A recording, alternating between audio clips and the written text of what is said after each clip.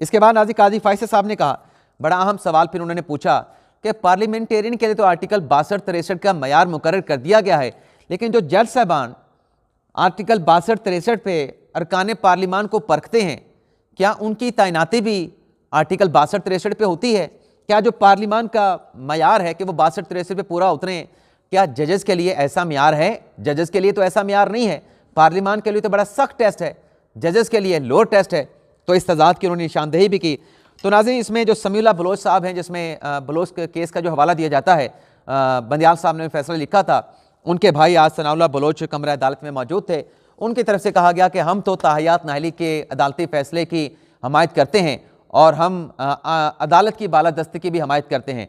तो काजी फैसल साहब ने कहा कि आप बेशक ताहियात नाहली की सज़ा को सपोर्ट करें, लेकिन अदालत की बालादस्ती नहीं होती, बालादस्ती आइन की होती है। तो ये नाज़रीन हमारा व्लॉग आपसे इजाज़त चाहते हैं। अल्लाह ताला